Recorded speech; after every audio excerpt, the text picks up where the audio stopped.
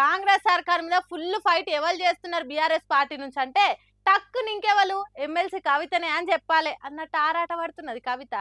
కేసీఆర్ కు నోటీసులు ఇస్తే ఇందిరా పార్క్ కడదారణ చేసింది. ఆపరేషన్ సింధూర్ కు మద్దతుగా పెద్ద ర్యాలీ తీసింది. బీసీల ముచ్చట ఎత్తుకున్నది. ఇట్లా ఏదో తీరుగా వార్తలు అల్లుంటున్నది. ఇగో ఇప్పుడు కూడా బస్ భవన్ కు బయలుదేరింది.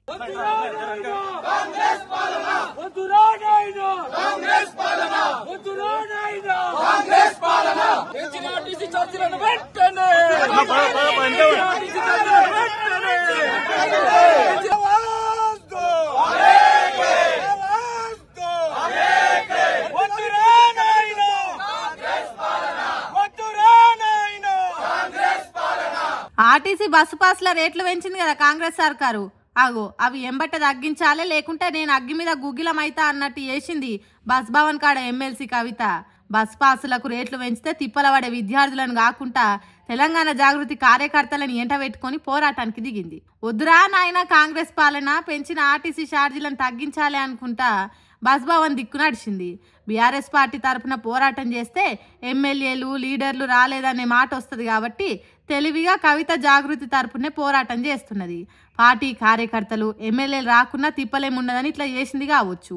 బస్ భవన్ కు చేరి ఆడ కూర్చొని ఛార్జీలు తక్కువ చేయాలి అని లొల్లి చేసింది కవిత. తర్వాత మీడియాతో మాట్లాడుకుంటా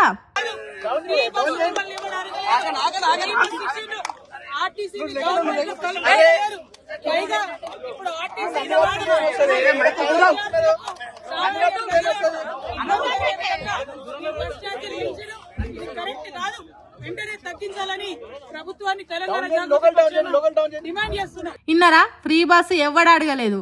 అటు ఫ్రీగా ఇచ్చినట్టే ఇచ్చి ఇటు విద్యార్థుల నుంచి పైసలు గుంజే పని చేస్తున్నారు.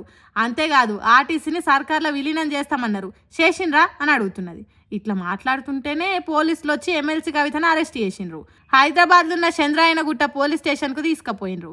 మరి కవిత పోరాటానికి సర్కార్ భయపడి బస్ ఛార్జీలు తగ్గిస్తుందా లేకుంటే లెక్క చేయనట్టే ఉంటుందా అనేది ముందు ముందు చూడాలి. కానీ ఎమ్మెల్సీ కవిత బీఆర్ఎస్ పార్టీ కండువా లేకుండానే పోరాటాలు చేస్తున్నది. కవితను ఏడ చూసినా ఎప్పుడు చూసినా జాగృతి జెండాలు కండువాలేగా అనిపిస్తున్నాయి. మరి అదే పేరుతోని పార్టీ పెట్టే ఆలోచనతో ఉన్నదో లేకుంటే బీఆర్ఎస్ పార్టీలనే ఉండి పార్టీలో జరుగుతున్న దాని మీద కేసీఆర్ కు ఇంకిన్ని ఉత్తరాలు రాస్తుందో ముందే చూడాలిగా. ఢిల్లీలో ఏదో జరుగుతున్నట్టు అనుమానం కొడుతున్నది. రాష్ట్ర రాజకీయాల రంగు మారే కథ ఏదో నడుస్తున్నట్టు అనుమానం వస్తున్నది. 2 రోజుల కింద ఢిల్లీకి పోయిన సీఎం రేవంత్ రెడ్డి ఆన్నే ఉండుడైంది. తర్వాత నీటిపారుదల శాఖ మంత్రి ఉత్తమ్ కుమార్ రెడ్డిని ఢిల్లీకి రమ్మని అధిష్టానం పిలిపించుకునుడైంది. సర్కార్లు ఏమన్నా మార్పులు జరుగుతున్నాయా? ఉత్తమ్ కుమార్ రెడ్డికి ముఖ్యమంత్రి సీటు దగ్గరైతున్నదా? ఢిల్లీ పెద్దల ఆలోచన ఎట్లున్నది? తెలంగాణలో కాంగ్రెస్ సర్కార్ పాలన తీరు, ప్రజలకు ముఖ్యమంత్రి రేవంత్ రెడ్డి మీద ఉన్న ముద్ర, ఎన్నికలప్పుడు ఇచ్చిన హామీల ప్రకారం పథకాలు అమలు చేయకపోవడు, హెచ్సియు, హైడ్రా, ఇంగ్లాండ్ దేశ అందగత్తే అందాల పోటీలను తప్పుపట్టుడు, ఇట్లా షాన్ అవిట్లల్లా సర్కార్ మేనేజ్ చేయకుండా ఆబాస్ పాలైందనే టాక్ ఉన్నది.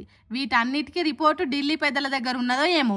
తెలంగాణలో కింది స్థాయిలో జనాలు ఏమని అనుకునేది అధిష్టానానికి అచ్చుగుద్దినట్టు తెలిసిందేమో. అందుకే సర్కార్లో మార్పు చేసే ఆలోచన చేస్తున్నట్టున్నారు కావచ్చు అని కొంతమంది అనుకుంటుంటే, అవేం కాదు మంత్రివర్గ విస్తరణ ముచ్చట్లు మాట్లాడేదానికి కావచ్చు అని ఇంకొందరు అంటున్నారు. మరి చూడాలి మంత్రుల మార్పా ముఖ్యమంత్రి మార్పా అనేది కొద్ది రోజులు ఆగితే తెలిసిపోతుంది. ఏమంటారు?